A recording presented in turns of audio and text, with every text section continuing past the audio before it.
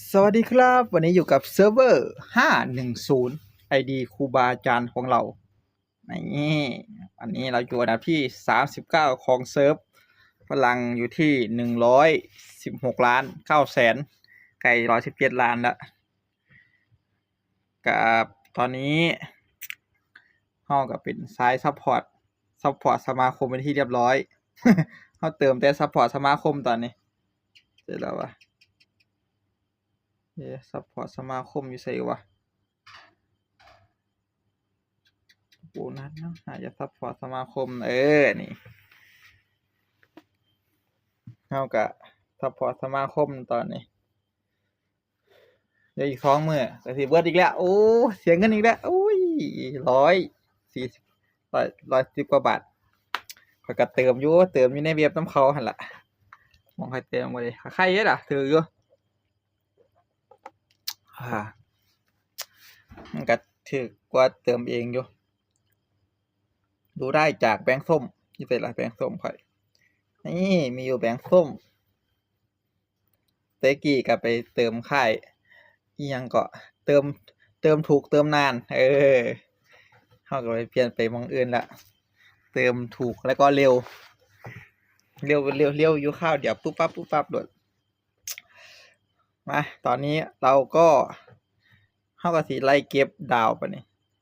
ภารกิจตอนนี้ก็คือเราสิไล่เก็บดาวเดี๋ยวนี่เหลือตัวนี้ที่เดี๋ยวดาวเนาะเหลืออีก10 อัน10 เศษเราก็สิได้ตัวอื่นมันหาดาวบ่แล้วเหลือไอ้ตัวระดับ N กับ R นี่เหลือตัวเดียวที่ยังบ่ทันได้หาดาวแล้วก็เกนจิ Lightning เราก็ต้องถ้าเก็บไปมันซุ่มมันซุ่มออกยากเว้ยเกนจิ Lightning น่ะมันมันบ่แม่นซุ่มออกยากมันแทบสิบ่ออกเลยหั้นนะมันบ่มีพร้อมพู้นเดะสิเฮ็ดต้องเก็บเศษเอาบัดนี้เก็บเศษก็ต้องเสียมื้อละ20เพชรมันมีอยู่3บ่7โอเคตอนนี้เราก็เล่นอยู่3เซิร์ฟ510เกนจิเข้าไปไสแล้ววะ510อิหยังก็510 620แล้วก็624 ID ให้ID เซิร์ฟ55ก็ให้อันนั้นเล่นให้กบน้อยเล่นอยู่มันอยู่นำกันกับเซิร์ฟไอ้624ก็เล่นเล่น เล่นคนละเซิร์ฟค้านเล่นเว้ยมันบ่แม่นค้านเล่นดอกมันเล่นบ่ไหวเล่นผู้เดียว4เซิร์ฟ4 ID มันบ่ไหวแต่3 ID นี่ก็โอเคอยู่พอทูๆไทยไปได้อยู่ตอนนี้ก็ทำภารกิจเก็บเศษก็สิไปแลกตัวใดนี่จังซี่มันเหลือแม่นบ่เราก็สิมาแลกตัวนี้อยู่ไสล่ะเดี๋ยวเราก็เราก็สิมาแลกไอ้อยู่นี่แลกเดี๋ยวฟึบเราสิมาแลกจั่งใดแหน่วะอืของโอ้ยเสือขนาด มันเป็นตาคุ้มบ่ล่ะมาแลกอยู่นี่เอาเศษซุมนี้มาแลกอันที่เราบ่ได้ใช้แล้วนี่มาแลกแล้วมันแลกได้แค่ N กับ R ตัวนี้เศษน่ะมันแลกบ่ได้ตัวนี้โอ๊ยตายบ่แลกดอกซะตอนนี้ก็เป็นเวลา1 ทุ่มแล้วไปตอนนี้เราก็อุ้ยบ่ได้เล่นอันนี้เว้าซื่อๆข้อยฮอดบ่ได้เล่น ไอ้ดวลreal time นี่เพราะว่าหลักๆเล่นสิเล่นแต่620 510บ่ได้เล่นเลยเบิ่งจากอันนี้ก็ได้ฟึบก็มีอ่าฟึบขาดอิหยังวะมีประมาณนี้เราว่าตอนนี้เราบ่มีอันนั้นเราบ่มีไอ้ส 213เฮา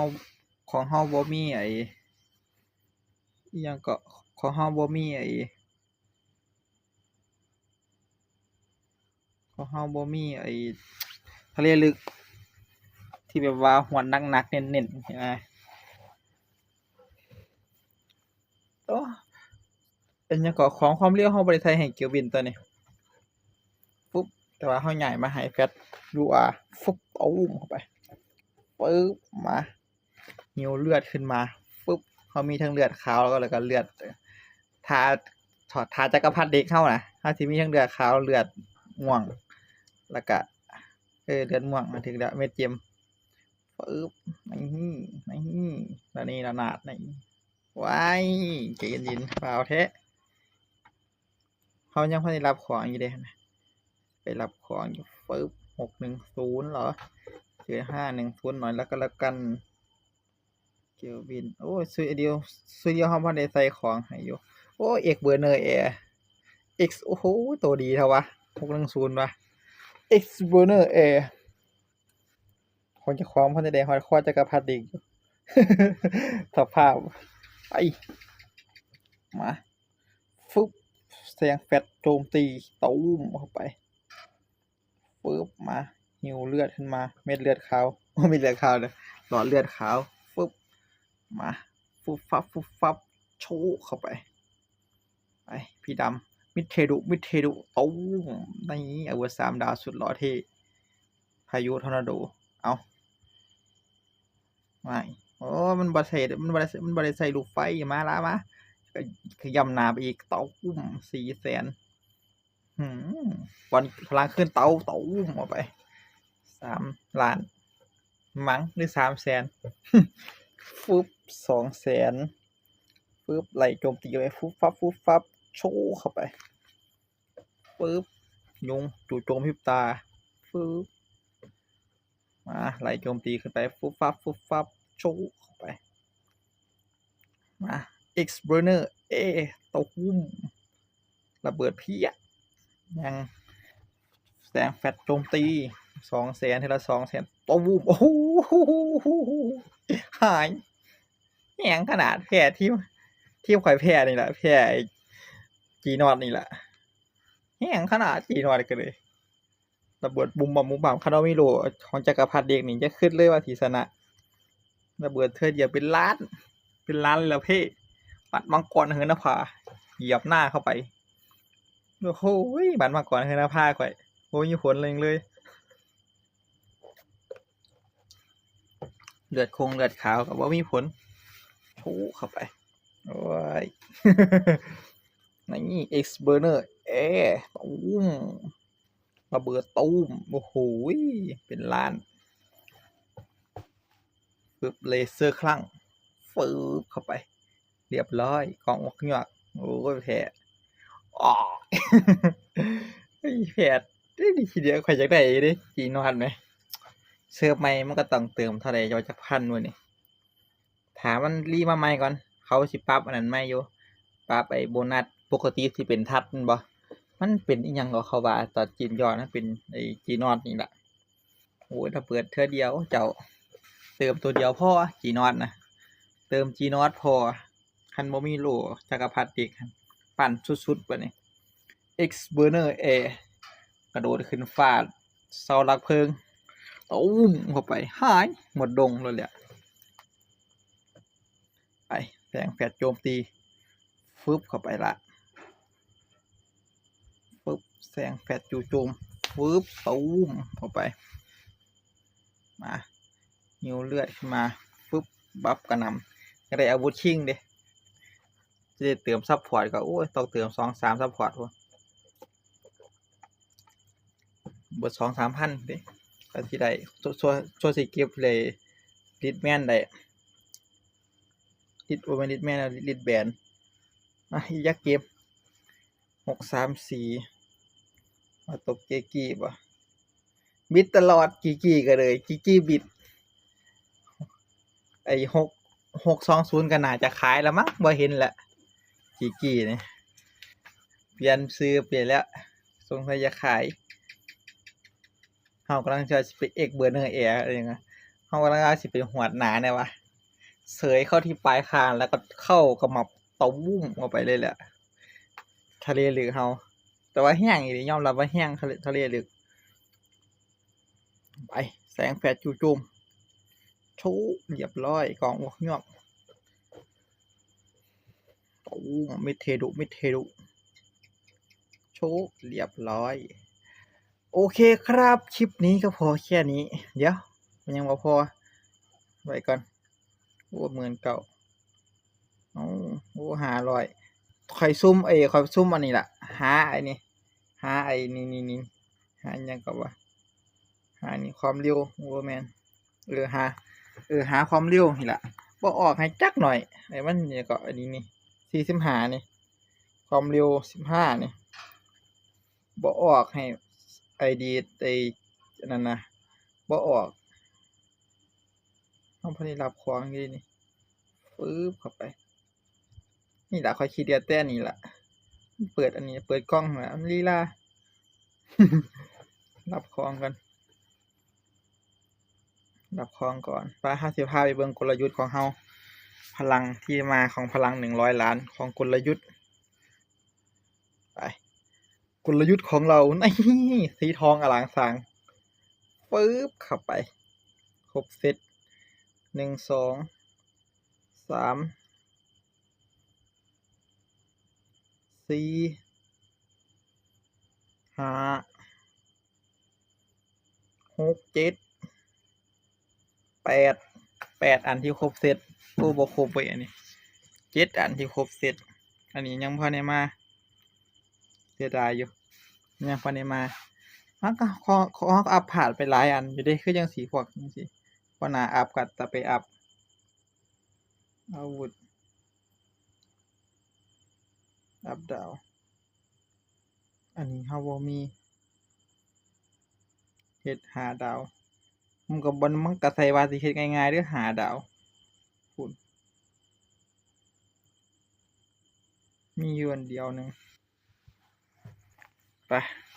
กลยุทธ์ของเราสีทองอลางสร้างก็อันนี้ก็เราอยู่โซนได้ปะพลัง100เราก็สิอยู่โซนนี้ตัวนี้โซนผู้แข็งแกร่ง54ถึง130เราพลัง117ล้านก็อยู่โซนนี้โอเคอยู่มันเพิ่มโซนเข้าไป304ล้านขึ้นไปโซนตำนานโซนราชากับตำนานเกินไปแล้ว ก็โอเคอยู่พูดถึงก็ได้ปึ๊บซุ่มกับของเกลืออันนี้ก็ท่าแต่ว่าถ้าเบิ่งฟุบุกินี่มันสิแจกบ่1 2 3 1 2 3 4 5 6มันสิแจกไอ้ล่าง SSR บ่ถ้าเบิ่งฟุบุกิแต่ว่าจีนย่อแจกเด้ จีนย่อแจกเด้บ่จะไปหาว่าขี้ๆเด้จีนย่อมันแจกได้ SSR ฟุบุกิ SSR นะถ้าจำบ่ผิดน่าจะแจกแหละปึ๊บมาบาดทั้งหมดทั้งมวลก็สิเป็นประมาณนี้กิลด์ของเราเฮาก็กิลด์อยู่อันดับที่2ชื่อกิลด์เฮานี่ก็เปลี่ยนไป8เทื่อแล้วกิลด์เฮาลอดอันนี้ก็นี่จะศูนย์รวมตัวบักนี่อันนี้ก็เปลี่ยนมื้อนี่ก็ถ้ามัน8มื้อแล้วบ่นี่ ไอ้นี่ไอ้ของนี่ก็ของมันก็เปลี่ยนเป็นตัวกูเนาะตัวกูแล้วก็ตัวมันมันเฟ้นนี่ว่าก่อนแต่ก็เป็นตัวกูบอสกิลของข่อยตะกี้ก็อยู่กิลนำกันก็อยู่กิลนำเขาหั่นล่ะอันนี้อยู่กิลเฮานี่ ID ของแก้วอันนี้ ID ของโซนิกบ่อันนี้ก็เป็นอันนั้นของแซกกับแซมพลัง170ล้านแล้วนี่โหดเท่าว่ะ No Money X ซุยริวแต่ว่ากระบองเขาวิว131ล่ะของข่อยยังวิว100 ยังวิว100เท่าใดวะ วิว120วิว123เนาะ123เมื่อวานนี่ของข่อยวิว123เนาะโอเคครับคลิปนี้ก็พอแค่นี้สำหรับเซิร์ฟเวอร์510เฮาก็มาอัปเดตเล็กๆน้อยๆก็เตรียมรอจัดจักรพรรดิกเนาะนี่ตัวอาวุธนี่ก็สิไปเบิ่งว่าสิเอาไอ้ใต้ดิน หรือสิไปเอาด้วง แต่ว่าใจน่ะอยากได้ทะเลลึกตอนนี้รีเทิร์นก็ยังคุ้มอยู่พูดถึงนะผ่านด่านง่ายมันบ่แม่นว่าแค่สิไปตบตีชาวบ้านผ่านด่านง่ายถ้าสิเอาตัวตบตีชาวบ้านน่ะ1อัศวินจักรกล2ใต้ดินพาร์ท2แล้วก็ด้วง3ตัวแต่ว่าข้อยก็สิไปเน้นผ่านด่านดีกว่าตบตีชาวบ้านบ่ไหวดอกตัวเขาเติมกันตะพึดตะพือของเจ้าของเติมเท่าใดนี่600 3,045 บาทแต่เฮาก็บ่ได้ว่าเติมสดเนาะเฮาก็เติมอันนี้เติมผ่านอันนั้นอีกมันก็ลดไปอีก 20% ก็สิเป็น 2,000 กว่าของอันนี้ 2,400มันก็สิพันละ200ก็เป็น600 3,000ก็สิเป็น600จะเป็น 2,400 พลัง117ล้านเฮาก็สิเล่นไปเรื่อยๆเฮาก็สิเน้นตัวที่เฮามีตัวโพดพาสซีฟพี่ดำแต่ว่าเน้นๆเลยข้อยสิเป็นโกลิบัสลูกรักข้อยID นี้ลูกรักข้อยคือโกลิบัสข้อยจัดให้ไปเลยพาร์ท2อาวุธ3ดาวสุดตึงนี่แหละผ่านด่านก็ดีกัดบุมหายนั่นแหละโอเคครับไปแล้วครับ